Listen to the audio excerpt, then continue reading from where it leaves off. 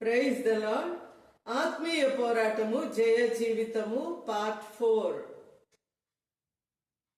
ప్రభువు మనకు అనుగ్రహించినటువంటి సర్వాంగ కవచము అందలి యుద్ధోపకరణము నీతి అను మైమరువు. ఈ నీతి అను మైమరువు కూడా సత్యమను దట్టి వలె విశ్వాసికి డిఫెన్సివ్ వెపన్ గా ఉపయోగపడునని గమనించుచున్నాము. ప్రకటన గ్రంథములో బయలుపరచబడిన విధముగా ప్రభువు తన రొమ్మునకు బంగారు దట్టి కట్టుకొనిన విధముగా విశ్వాసి తన జయ జీవితము నిమిత్తమై నీతి అను మైమరువును ధరించుకొనవలనని కోరబడుచున్నాము మరియు హెచ్చరింపబడుచున్నాము.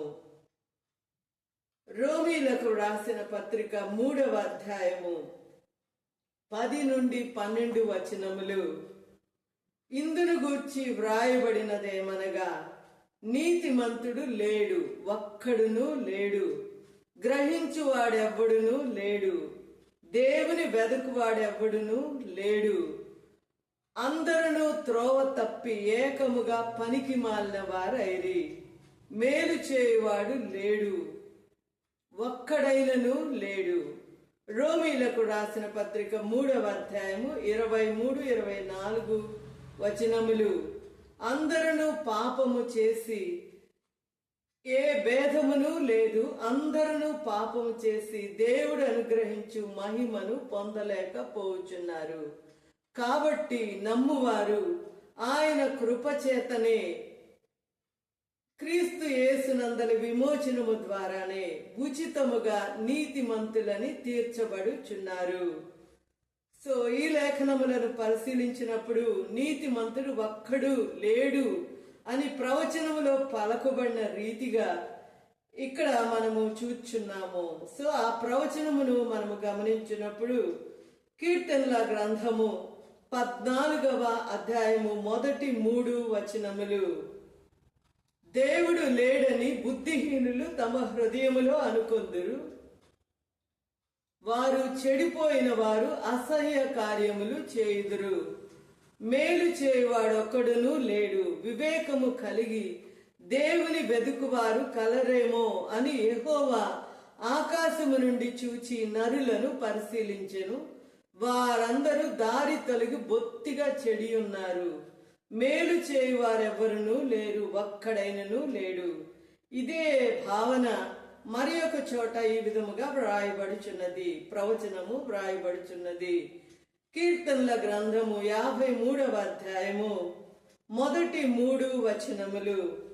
దేవుడు లేడని బుద్ధిహీనులు తమ హృదయములో అనుకొందురు, వారు చెడిపోయిన వారు అసహ్య కార్యములు చేయుదురు, మేలు చేయువాడొక్కడును లేడు, వివేకము కలిగి దేవుని వెదకువారు కలరేమో అని దేవుడు ఆకాశము నుండి చూచి నరులను పరిశీలించెను, వారందరూ దారి తొలగి బొత్తిగా చెడి ఉన్నారు, ఒకడును తప్పకుండా అందరూ చెడి ఉన్నారు, మేలు చేయువారెవ్వరునూ లేరు, ఒక్కడైనను లేడు.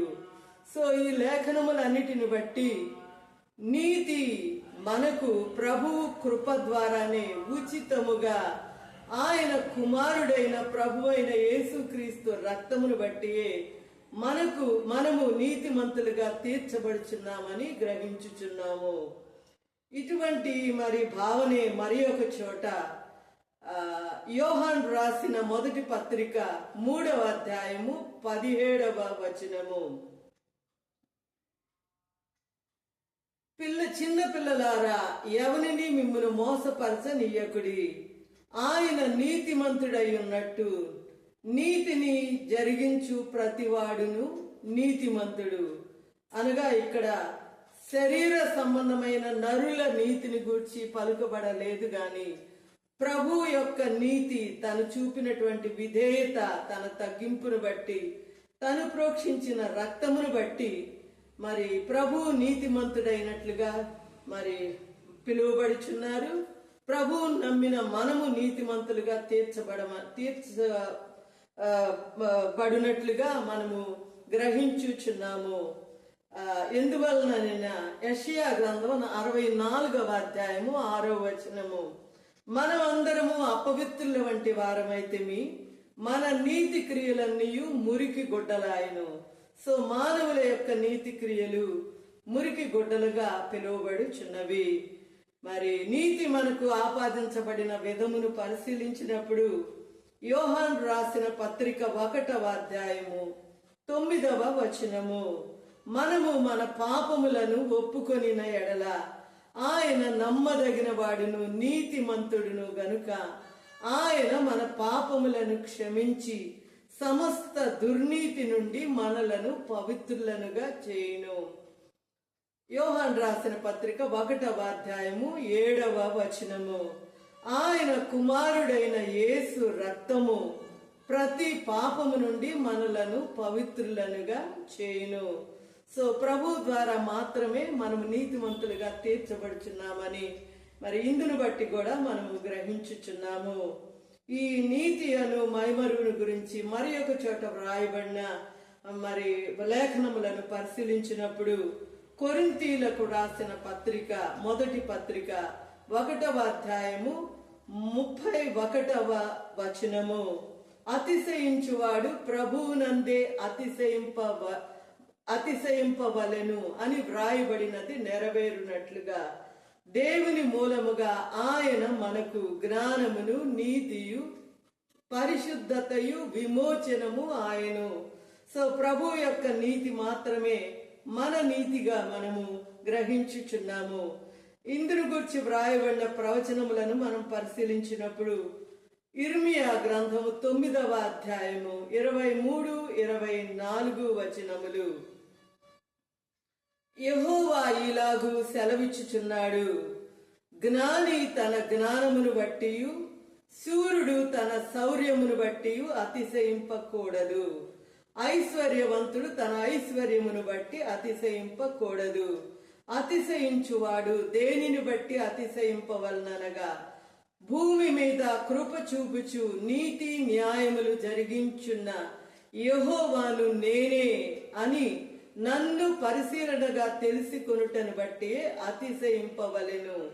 అట్టి వాటిలో నేను ఆనందించువాడనని యెహోవా సెలవిచ్చుచున్నాడు.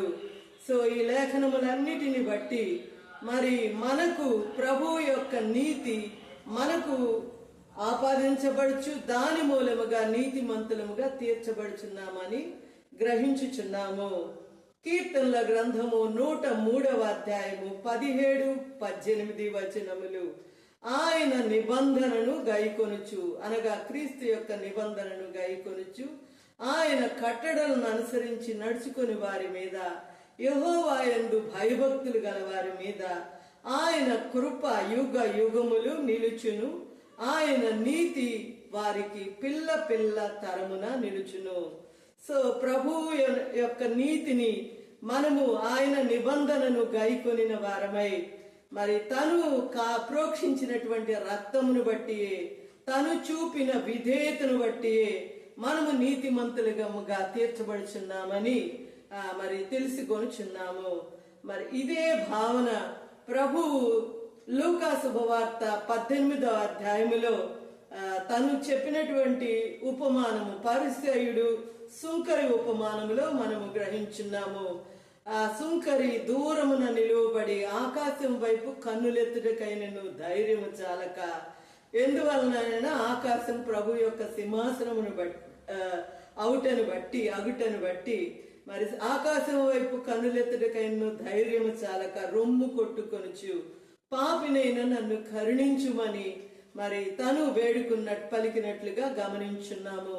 సో ఇక్కడ సుంకరి తన యొక్క పాప స్థితిని, ప్రభు యొక్క మహోన్నతమైన స్థితిని గమనించిన వాడై మరి ప్రభువును నీతిమంతుడుగా ఘనపరిచిన విధమును బట్టి పరిసయ్యుని కంటే మరి ఎక్కువగా నీతిమంతుడుగా తీర్చబడినట్లు, అంగీకరించబడినట్లు చూచున్నాము. సో ఇట్టి అవగాహన కలిగిన వారమై నరుని యొక్క నీతిని బట్టి, నీతి క్రియలను బట్టి అవన్నీ మురికి గుడ్డలని గుర్తించిన వారమై మన నీతి క్రియలను బట్టి కాక ప్రభువు తను చూపినటువంటి మరి ఆ తండ్రికి చూపిన ఆ గొప్ప విధేయతను బట్టి మాత్రమే తన నీతిని మన నీతిగా మనము అంగీకరించుటను బట్టి మనము నీతిమంతులుగా తీర్చబడుచున్నామని గమనించుచున్నాము మరియు కోరబడుచున్నాము. ఇట్టి అవగాహన కలిగిన వారమై మరి నీతి అను మైమరువును ప్రభువును నీతి అను మైమరువుగా మనము ధరించుకొని మన ఆత్మీయ జీవితములో ఆత్మీయ పోరాటములో జయ జీవితమును పలుకుచున్న నేను వినుచున్న మనమందరము కలిగి ఉందుము గాక. హల్లెలూయా ఆమేన్, హల్లెలూయా ఆమేన్, హల్లెలూయా ఆమేన్.